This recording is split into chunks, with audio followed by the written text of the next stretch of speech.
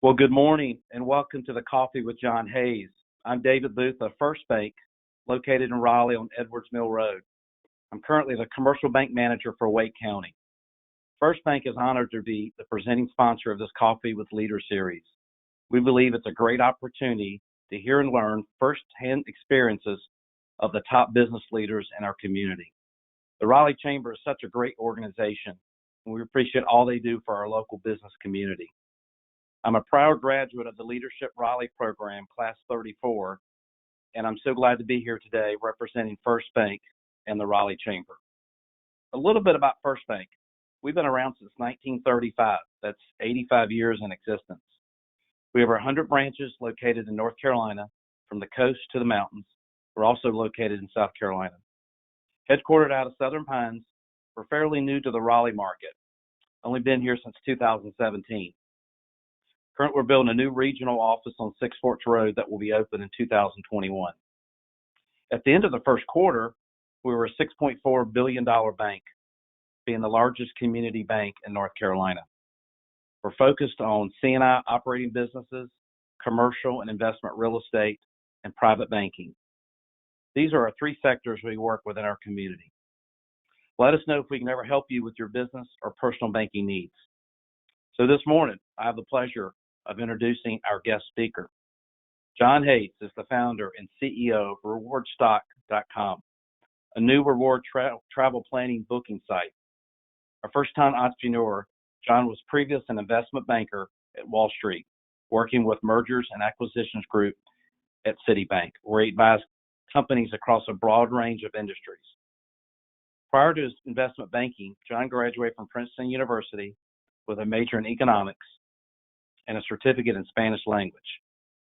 Jon also recently appeared on the popular TV show Shark Tank, where he secured investment from billionaire Mark Cuban. Jon and his wife Allison live in Raleigh with their two daughters, Elizabeth and Talia. If you have any questions you'd like to ask Jon, please type them in the chat box that you see on your screen, and we'll have time at the end for a little Q&A. Jon and I also, we have something in common. We're both from Durham, so I have something in common there. So let's give Jon a warm welcome. So Jon, I'll turn it over to you.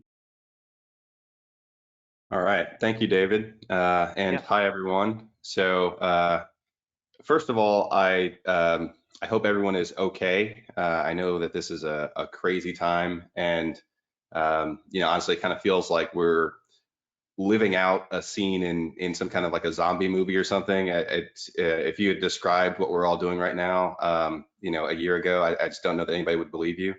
But safety is most important, so I hope everybody is doing okay.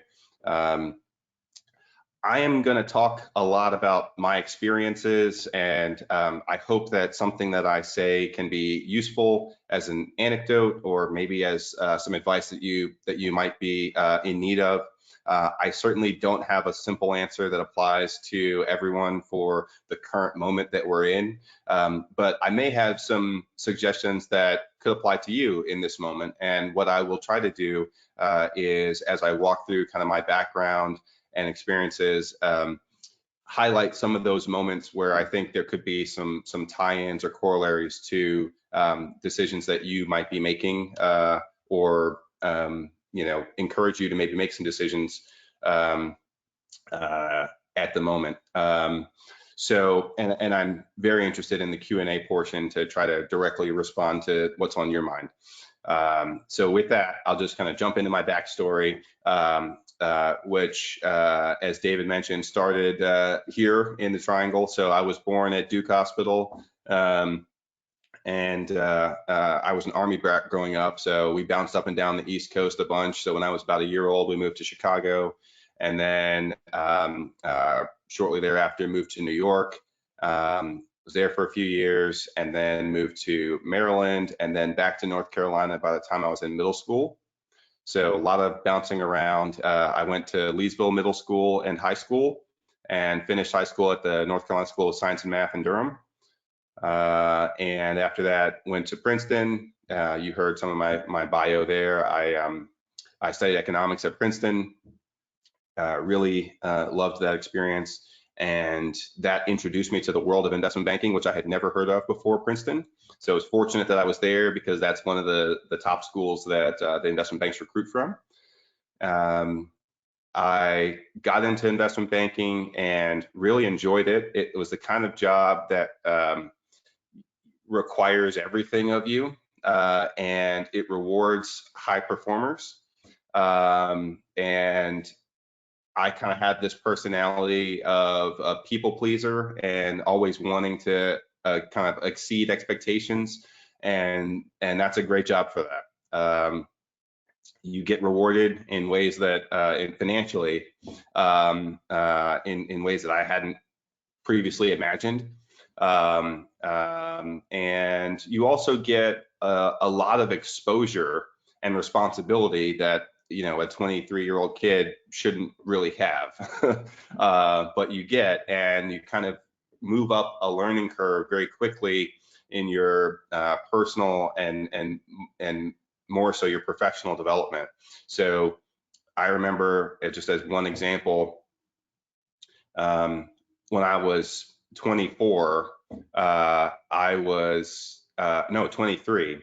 I was on a deal that at one point had me sitting shoulder to shoulder with the CEO of Blockbuster, as we were trying to help them through some of their kind of moments of crisis towards the end there. And it was a room full of senior bankers, and he wanted to sit next to me so he could show me his cell phone and some of the stuff that they were working on, because he wanted a younger person's perspective. And I always think about that moment as one of those, like, how is this happening? You know, kind of moments in a career, and that was, you know, just the start of my banking career. So it's an amazing platform for professional development, and I really enjoyed it for a while. And the longer I was in it, I got to a place where it required sacrifices that I didn't want to make anymore, and I was kind of trying to figure out what else I was going to do. So before we get there, one thing that happened while I was in banking was one day I got a phone call from my older brother, and he said that he was trying to plan this vacation to South America and wanted to know if I would go with him. And so because this was kind of during the financial downturn, the crash of 08 and kind of the aftermath of that, there wasn't a whole lot of M&A activity. No deals were really getting done. And so I was still, you know, busy because investment banking is never not busy, but it wasn't the same level. So I actually had some vacation days that I could take. So I agreed to go with him, and I said, you know, where are we going to go? And then he starts listing a bunch of cities. So he says, we'll go to Buenos Aires, Argentina. We'll go to Lima, Peru, and we'll see Machu Picchu. We'll go to Santiago, Chile. And then I think, he says, we can figure out how to get to Easter Island on the way back. And then he said, we'll fly business class the whole way, and we're going to stay in 4- and 5-star hotels. And I'm just listening to him explain all this stuff and just kind of seeing the dollar signs rack up. And at a certain point, I said to him, okay, I work on Wall Street and I can't afford this trip. So how is it that you work a 9-to-5 in Raleigh and you're somehow able to do this? And that's when he explained that he'd been doing all this research into frequent flyer miles and credit card points. And he figured out some kind of, you know, string theory kind of calculus about how we could get that trip for next to nothing, because he had all the points. He was going to pay less than $100, and I was going to pay, you know, $200 or $300, and mostly just taxes and fees. And that all seemed way too good to be true. But my brother's a smart guy, and so I kind of rationalized it by saying I would agree to go on the trip, let him plan it, and if the whole thing blew up, I would put it on my credit card and just kind of never let him live it down. And you know, it would basically cost me my entire bonus or whatever that year. So I remember when we first took that trip, the first flight was from JFK to Lima, Peru, and we're in the airport. We go through the priority boarding. We're sitting in business class, front of the plane before everybody else. And then as people start boarding, they're looking at these two young guys in business class, and they're like, that doesn't seem right, you know? And so they're walking back to coach. And my brother and I are like nervous. My knees are like shaking because I don't think it's going to work. So I think that when the stewardess kind of does their final manifest check, that they're going to come by and say, sorry guys, you paid $2.50 for this ticket, and this is a $3,000 ticket. You have to get off the plane now. But instead, the stewardess came by after that final manifest check and asked if we wanted champagne or orange juice. So that's when we knew, oh my gosh, this is really going to work. And for the rest of the trip, it immediately went to our head. So we were first in the priority line, and we're like, excuse me, business class coming through. We really lived that up, and we enjoyed every moment of it. So as a side note, once you start traveling in business class for free, it's a hard thing to not do. So kind of be careful how you approach that. So that was kind of my introduction to reward points and credit card points, and kind of learning how that ecosystem operates. And over the next few years, I really got deeper into it, was able to do some really cool things, some personal travel. My brother and I got together and pooled our points to do something really awesome for my mom for her 60th birthday. She had never been out of the country, and we flew her business class, and we went along with her business class to Europe, and we went all over Europe. And it was like an amazing experience for her to have in her life. And we were really proud of that. And she still talks about that trip to this day. Did some other really fun stuff, and then it kind of culminated when my wife and I got engaged, and my wife had come on some of these trips. And when we were trying to figure out where we wanted to go for our honeymoon, we sat down in front of a computer. We Googled the word paradise, and we clicked on the image results. And the one that we liked best was a picture of the Maldives. So she turns to me and says, great, let's go to the Maldives. I want to go first class, figure it out with points. And so challenge accepted. And I spent the next 3 weeks or so with a lot of conversation with my brother, kind of figuring out how on earth can we earn enough points to do this, and then what are all the tricks with transferring them and combining them, and which airlines do we need to do, and which hotel chains are complementary to those airlines, and the whole science involved. But after about 3 weeks, I had a plan on paper, and over the next 6 months or so, we executed on that plan and earned 500,000 points, and ended up getting first class round trip flights to the Maldives, and 8 nights in a $1,000 a night hotel, for about $200 in taxes total for me and my wife. And that was awesome. And after planning that trip and kind of seeing all that was involved, and really kind of reaching the highest levels of this kind of miles and points credit card strategic kind of hobby, I started to think, well, it kind of coincided with a point in my banking career where I felt like I had learned that the learning curve in banking is very steep initially. And after 7 years in the job, I had learned all of the kind of foundational elements, and much of what my future would have been was just building specific relationships with specific companies so that I would be their banker, and working through the bureaucracy of a big organization like the one I was working for.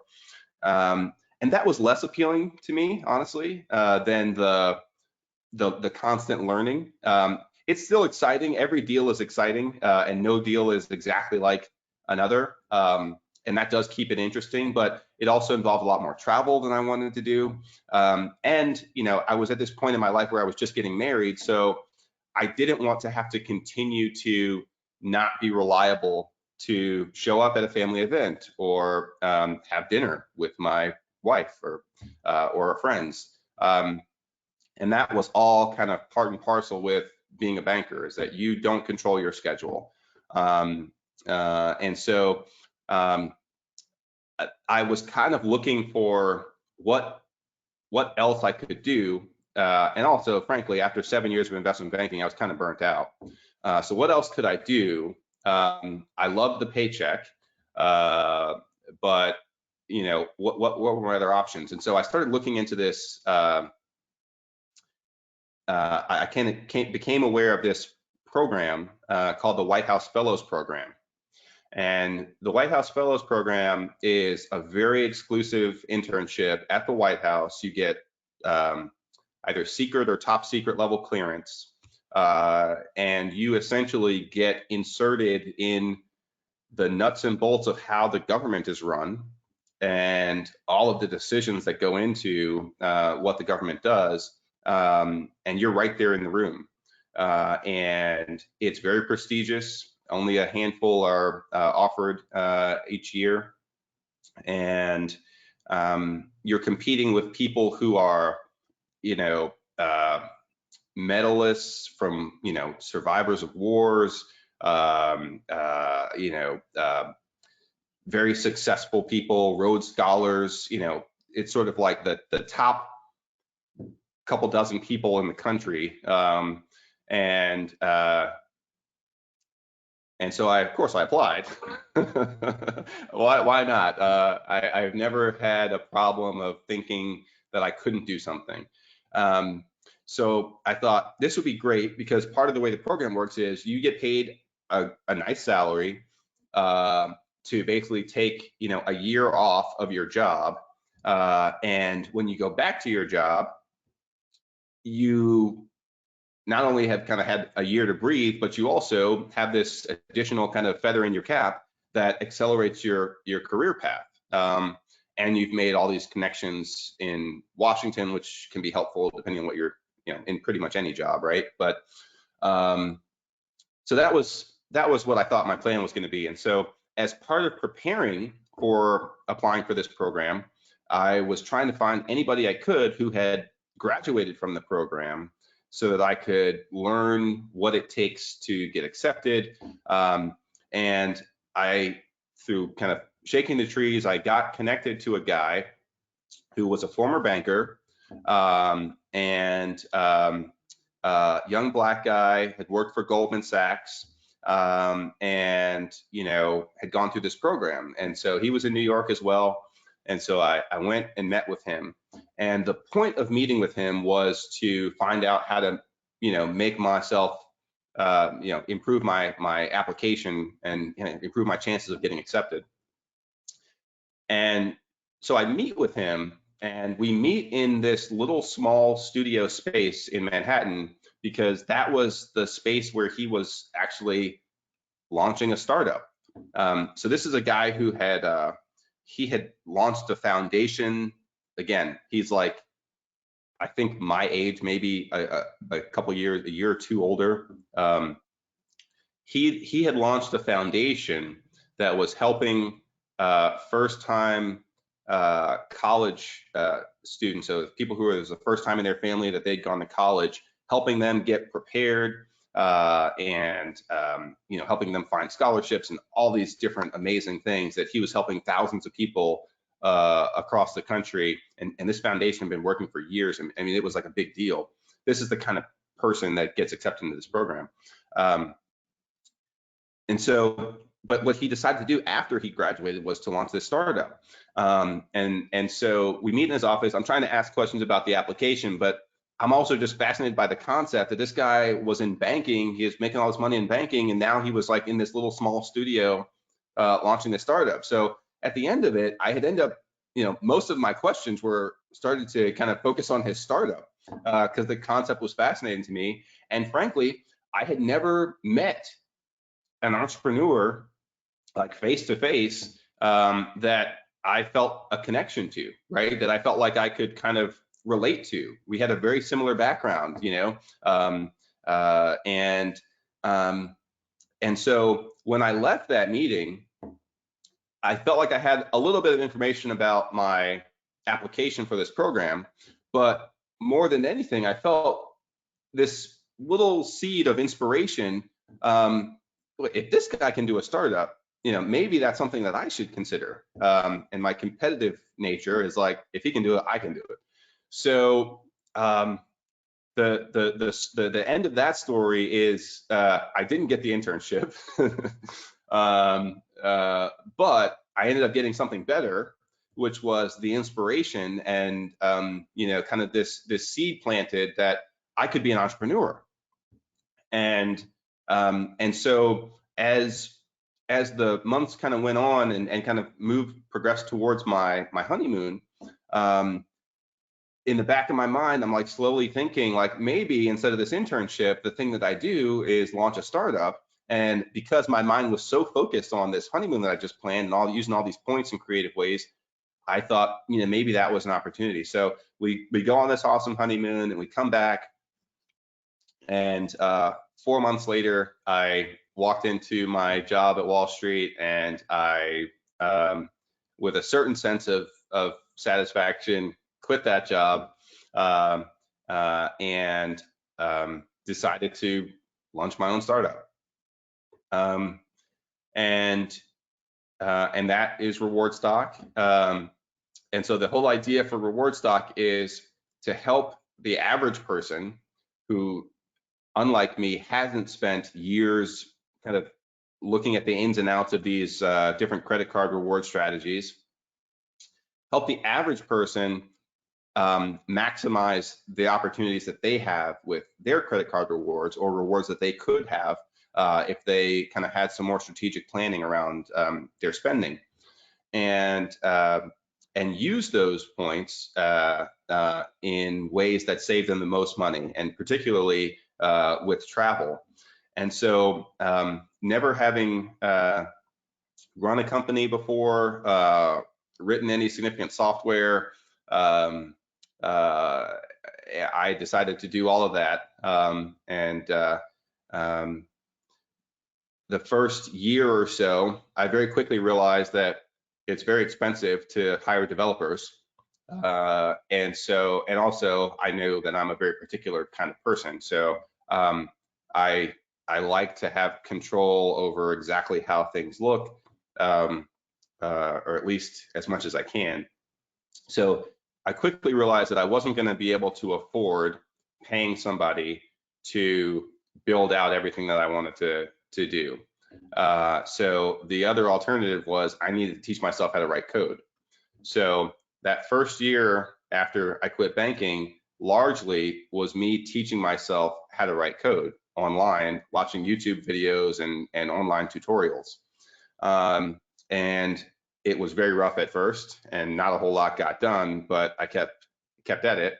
And at the same time, I was paying a guy to do contract, modules. So I could say like, all right, here's the picture of what I want to get done, and send me a proposal for how much it would cost to do each part. Now, the benefit of that, which I didn't realize at the time, was someone that was really smart and knowledgeable helped outline the architecture for what we needed to do. Even without building it, he was able to introduce, we need cloud computing, we need these technologies. And I didn't know what any of that stuff meant, but it was already baked in just from the kind of the scope of work outline. And basically, as I would pay him to do one piece of work, the smart thing that I did, that I will give myself credit for, is I made sure that he included me on the code repository. So it wasn't like he could just tell me he put some code up and I didn't have access to it. And I didn't know at the time, but what that did for me was getting access to the code was when he put up a new piece of code, I would then take it, and in my own, I learned enough to set up my own kind of code environment, and I would just retype what he'd written letter for letter, character for character in my own code editor, and in that way kind of got familiar with how pieces worked. And eventually I could take what he did and make a little change here and then see that reflected on the page. And then I'm like, that's how that piece works.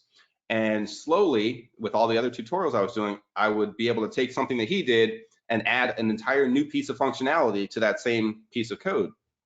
And by the end of a year or so, I was introducing my own new pieces of code from scratch, and writing more than half of the code for the prototype. So that's about learning how to write code. Eventually that led to me kind of realizing that I either needed to start making money with this startup, or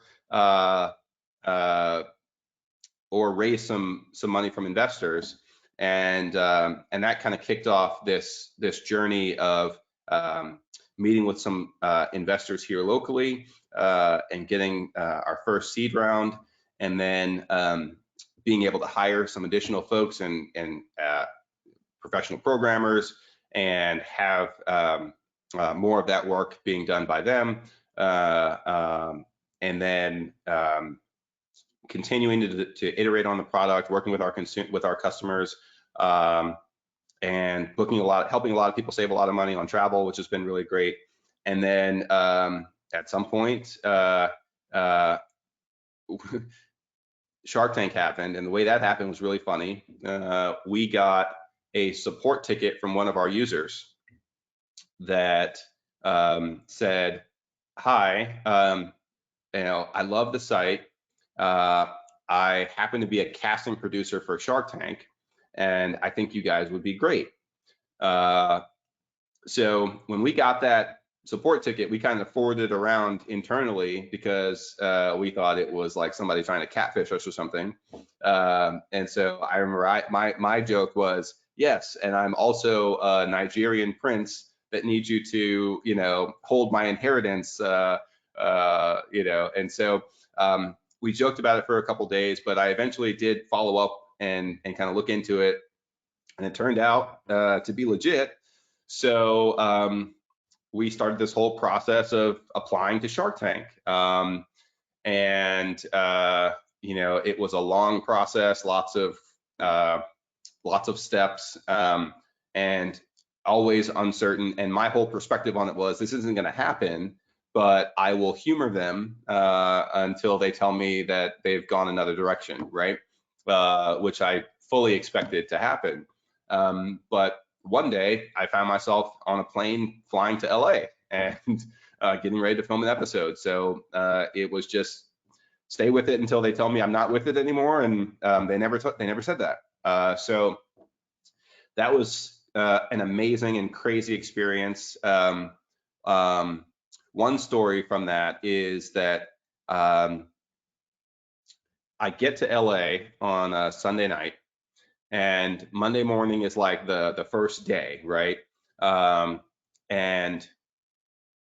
I find out everybody has their own day or own schedule for if they get to film in front of the Sharks, that will be their day. And wouldn't you know, my day is the last day of filming on Friday. So I sit in a hotel room for an entire week doing one thing, which was practicing my pitch. I didn't go out drinking. I don't drink. I didn't go out partying. I didn't tell any of my friends in LA that I was there. I didn't even eat at good restaurants. I didn't go shopping. I didn't want to cross the street and get hit by a bus and miss my opportunity. So I ate Chipotle and Olive Garden, alternating for every meal for an entire week, because there was a mall right next to the hotel I was staying in, which was not a great hotel. And I could walk there and get my food and walk back. And so that's what I did. And I went to sleep listening to myself, recording of myself saying my pitch. So subconsciously, I was getting some practice even when I was asleep. I probably practiced it 500 times, maybe more. And that's literally all I did for an entire week. So when my moment came, fortunately, I was ready, and it went really well for me. And as you heard, we got a deal with Mark Cuban, and that was awesome. And Mark has been fantastic to work with. He's really great. I'm sure you guys have questions about that, but yeah, he's fantastic. The main story that I like to tell about Mark is he is the most responsive person that I've ever worked with. When I email Mark, he writes back usually within 20 minutes every single time. And sometimes it's like 2 minutes after I write the email. It's like, how did you even read the email that fast? I sometimes imagine that he has some kind of Tony Stark, like Jarvis AI computer system that's reading his emails for him. But he's really great. So that was Shark Tank, and that was last season, and it was a huge boost to our business, completely changed our trajectory. And as we've progressed, it has been really great. So that's kind of the story of my founding this company, and kind of a lot of the build up. And so where are we today? So it's kind of interesting because today is it could be dark times for our business, which is, you know, a lot of travel oriented, you know, kind of business, and nobody is traveling. And a lot of you are probably, you know, because the whole world is, right, dealing with some form of the downturn and kind of challenge in this kind of market. And it's real. And you know, what's been fascinating to me in a lot of ways is you would think that a startup with almost no resources, particularly one that's kind of travel oriented, in this market would be kind of, you know, shutting down or at its lowest point. And somehow that isn't the case. Somehow we're actually doing great. And I think part of that is, so a minimum level of that is that as a founder running a startup, I operate this business differently than a lot of larger businesses operate. When businesses have more predictable cash flows, they build in, oftentimes, I'm learning by watching other examples, they build in less of a safety net, because generally every month they're going to be bringing in enough cash to cover their expenses. It's kind of counterintuitive that as a startup that doesn't have as much consistent revenue, we actually are better able to weather impacts like this, because the way I run the business is I assume that I need a certain, you know, months of cash available, assuming we make no revenue. And anytime all the revenue that we are making is kind of extending that you know, 6 months of stockpile of runway that I have in the bank. And I don't know if that's the way that all startups are run, but you know, in general, with a startup, you raise a bunch of money, and you kind of are drawing down on that capital over time. And you know, the key is kind of always to extend your runway. And so that's kind of the mentality that I use to operate the startup. And it's been really interesting watching other companies that are much larger having to lay people off when we haven't had to do that, and finding themselves kind of completely off guard. And it maybe speaks to the benefit of planning a little bit more like a startup, sort of planning as though you don't have any additional resource, and kind of being a little bit more conservative with your reserves. But anyways, so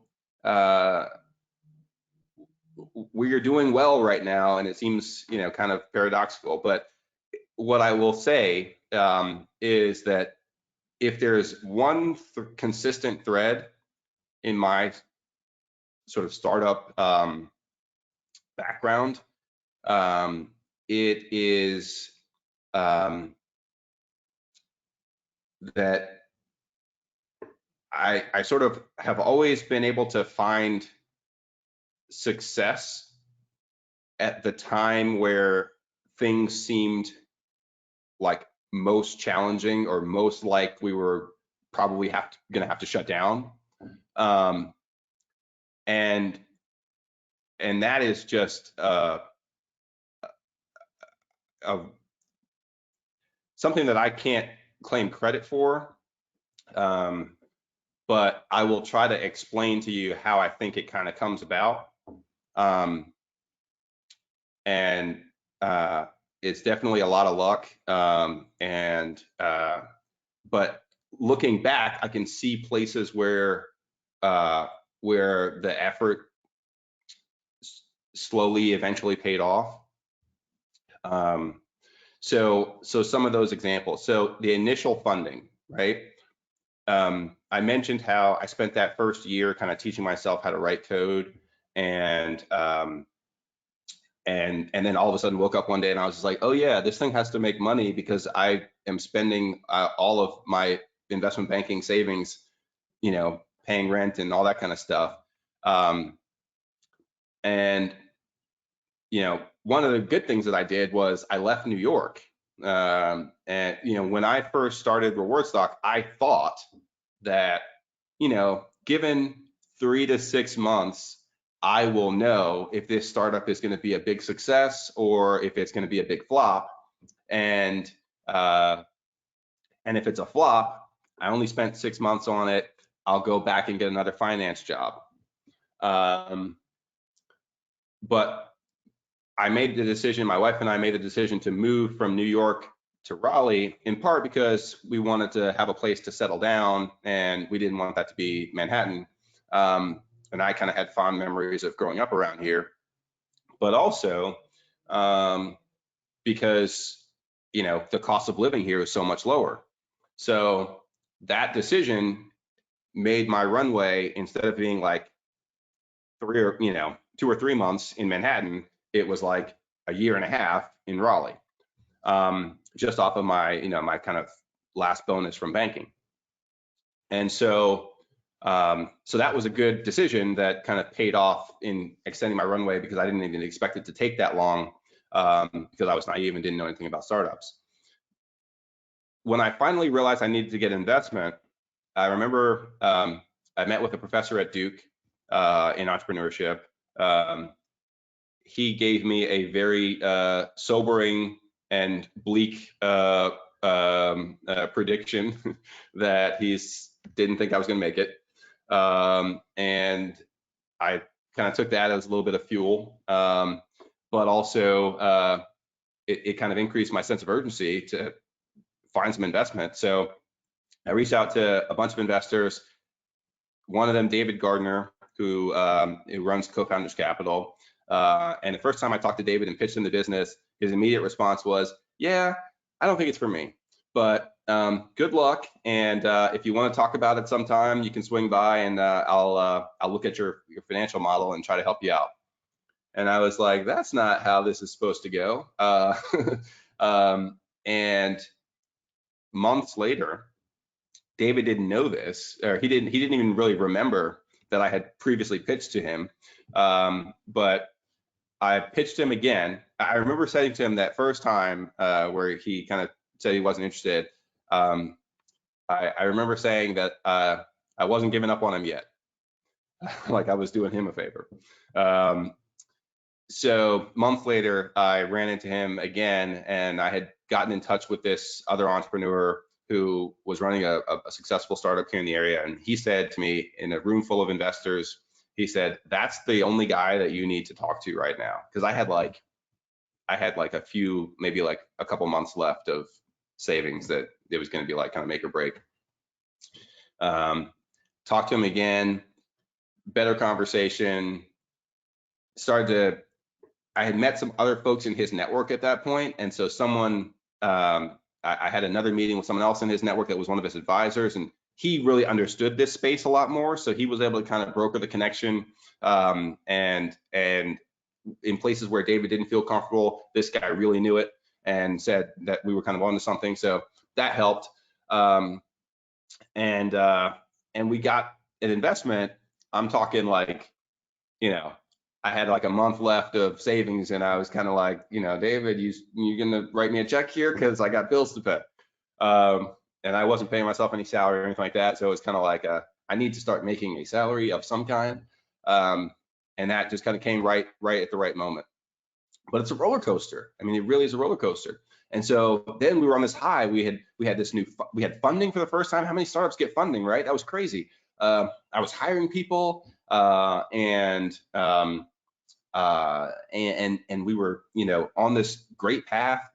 And that funding, again, to the point of stretching out your runway, it was $300,000, which for a lot of early startups is like, 9 months, maybe a year. And we had taken that funding for about a year and a half before we were kind of running out of cash.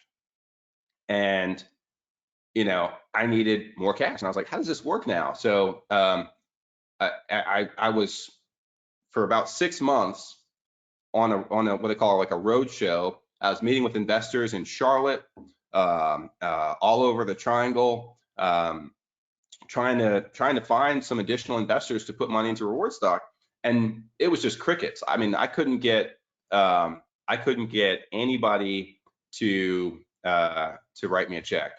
I had maybe a couple of folks with smaller pockets that were kind of a little bit interested, but I was like, I don't know what to do here. And somehow, this speaks to having good investors behind you. We had a board meeting. I talked to David and I said, listen, I've talked to these investors. Here's our plan. And we had some exciting things that were like some partnerships and things that were getting started, but I didn't have the runway for it.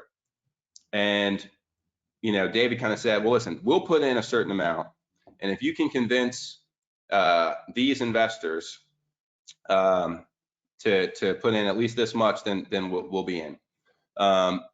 And within 2 weeks, using his Rolodex, all of a sudden we had $400,000. It was like I spent 6 months looking for it, and then he made a couple phone calls, and 2 weeks later we had $400,000. Again, that roller coaster.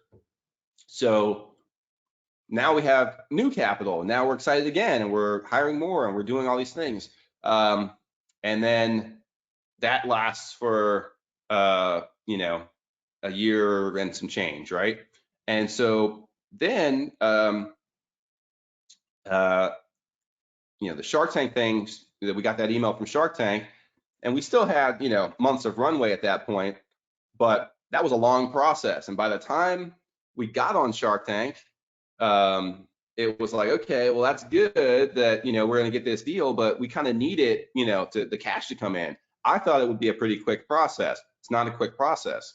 It was like months and months after we shook hands. After I shook hands with Mark Cuban, by the time his check didn't come for months, like 5 months later. And that 5 months is like an eternity for a startup. So We basically, when Marks wrote his check, when that check came in, we had 1 week of cash left in the bank account.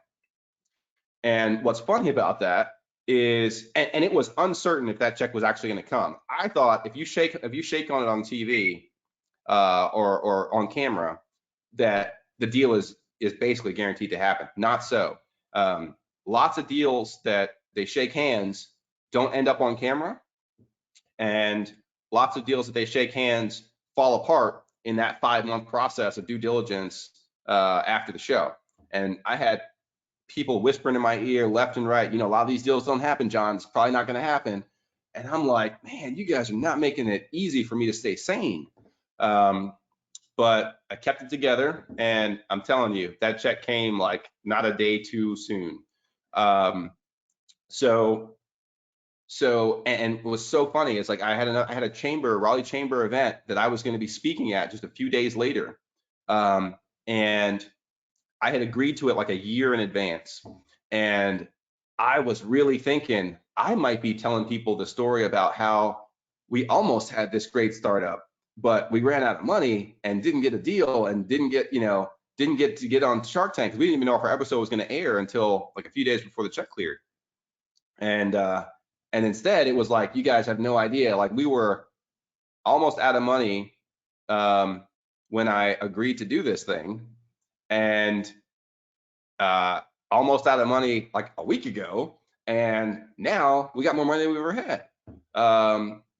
So roller coaster.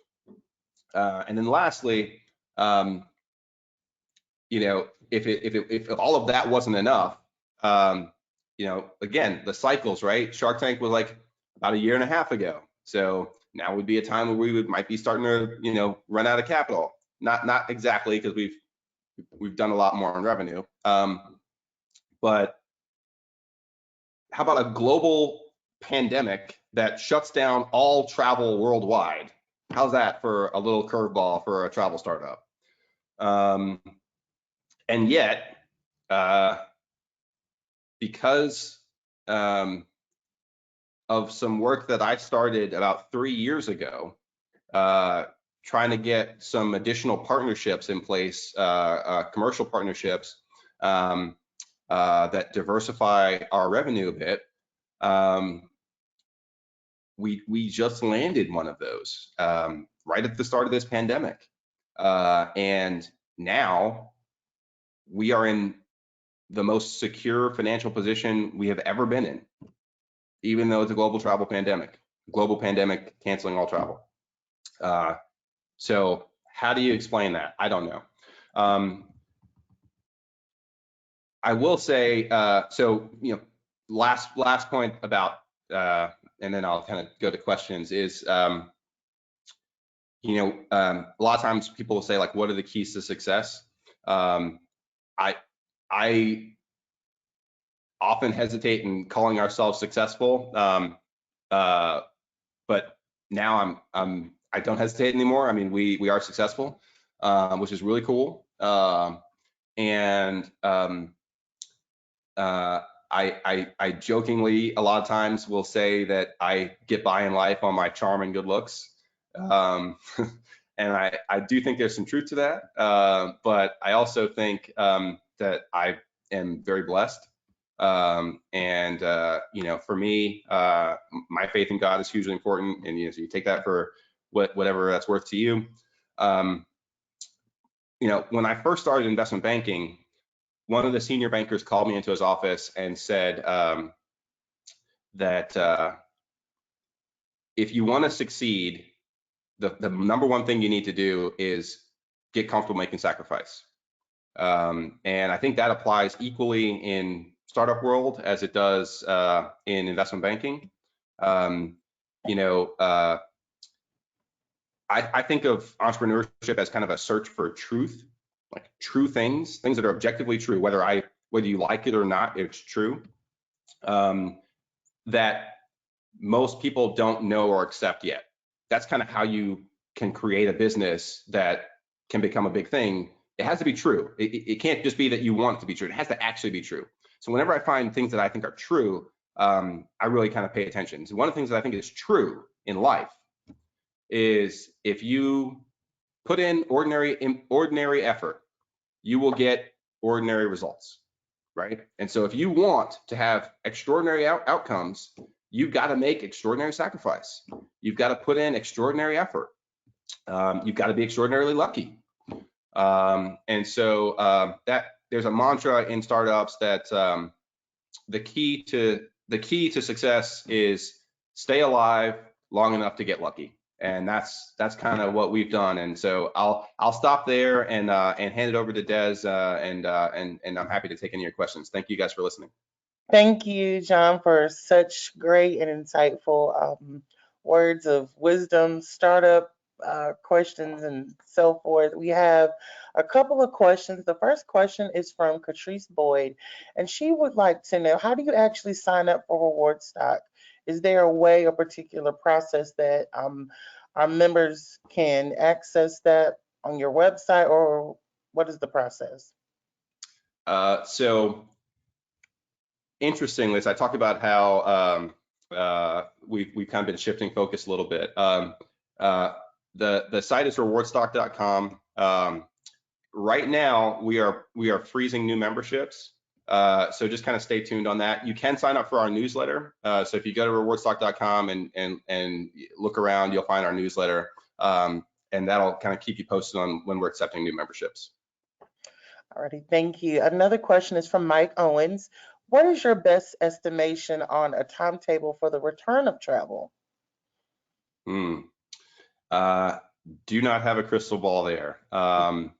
A lot of the airlines are signaling by some of their actions later in 2020, so later this year, but they don't have a crystal ball, right? I mean, nobody saw this coming, otherwise they would have prepared for it. So I think that some travel will probably start by the end of this year or kind of first of 2021.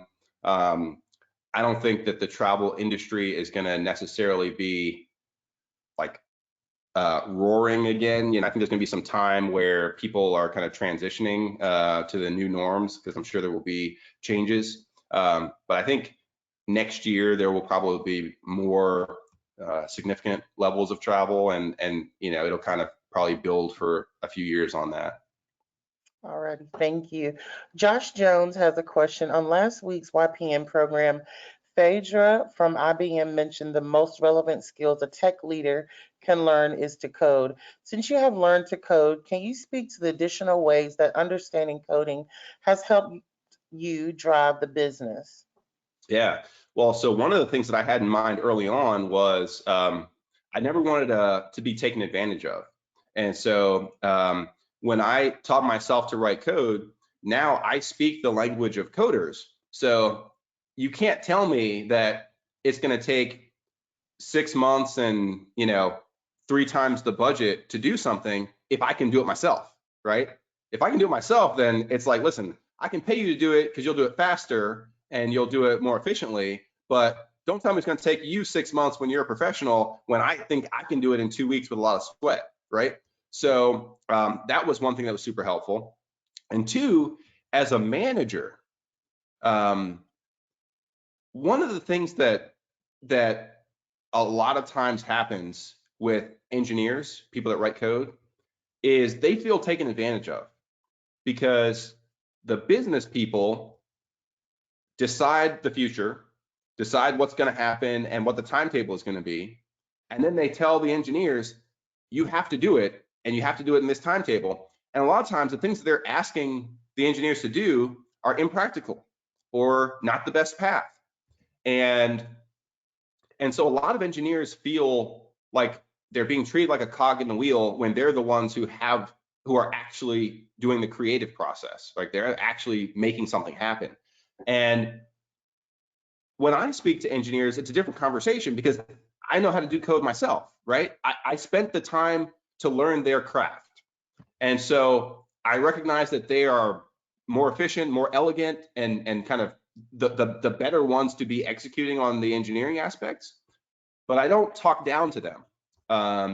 And if there's something that's impractical, I'm actually able to help think of creative engineering solutions to those challenges, because I've got the business vision and the technical vision at the same time, and we can kind of massage that together.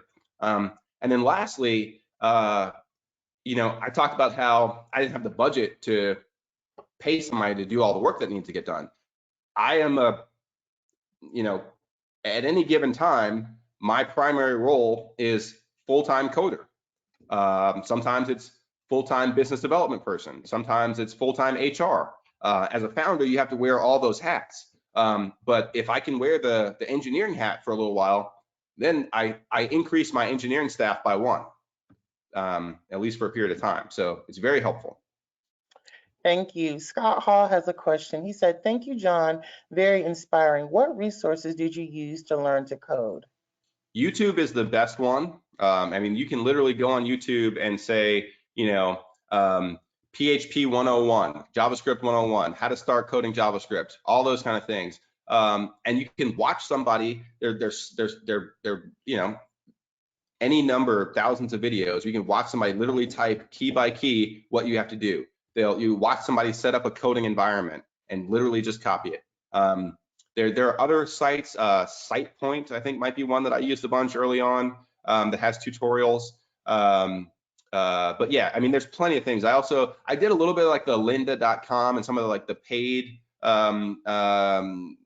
courses, but I didn't spend a ton of money. I might have spent like $60 or maybe I did 2 or 3 months of it, but I will say that they are quality materials there, but if you don't want to spend any money, which I stopped doing after a couple of months, you can learn just as much on YouTube. Alrighty, thank you. We have time one for other point.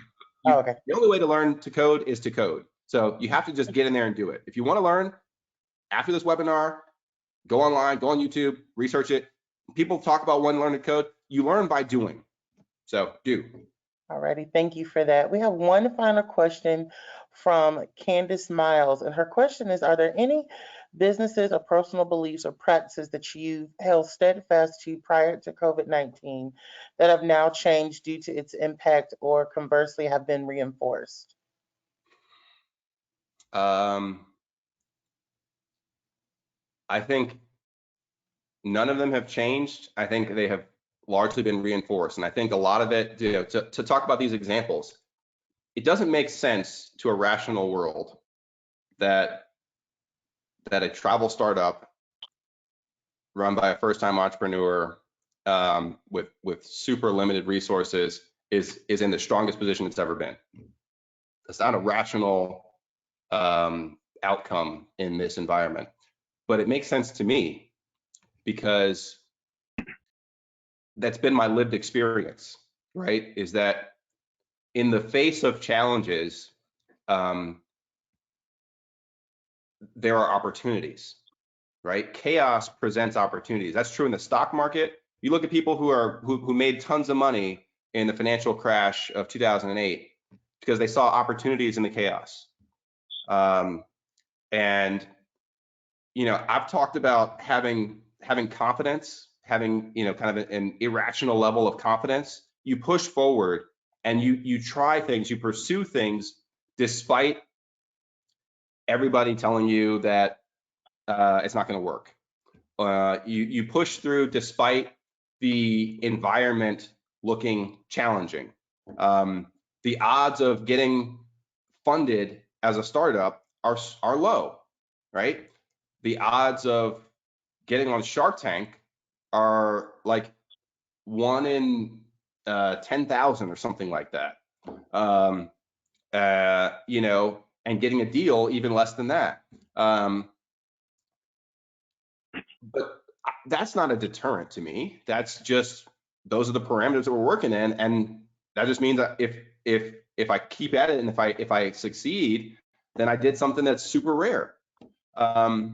You know, and one thing to that point is, a lot of times people will ask me, since this is the last question, a lot of times people will ask me about, how did you take that risk? How did you leave this fancy, high-paying Wall Street job to essentially work for $0 in your apartment with something that you had no experience doing.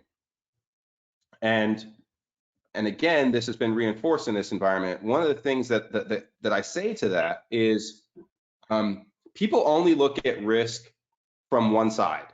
They look at what you're giving up. Oh, you gave up this, huge salary and all that kind of stuff. And that is true, and that is a big part of the risk. But I always look at the other side of the coin, the risk of not doing the thing that's on your mind or in your heart. And for me, that risk was when I'm, old and a grandpa, that risk was me having to tell my grandkids, hey, I really want you to pursue your dreams because I never did, right? And I had this idea, it could have been this company, but I never pulled the trigger. I never went for it. And I regret that as an old man. That's a big risk. When you think about like what's important in life, I didn't want that to be, I didn't want the risk of carrying that weight. So monetary risk, a couple $100,000, I feel like there's more to life than that. And I also felt like,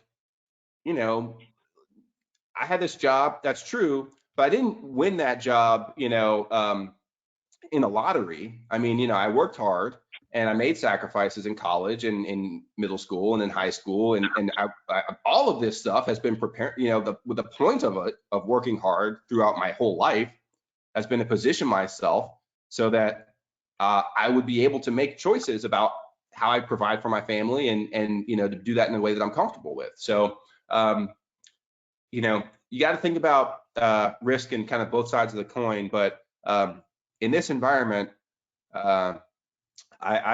it's reinforcing my view that have confidence in yourself,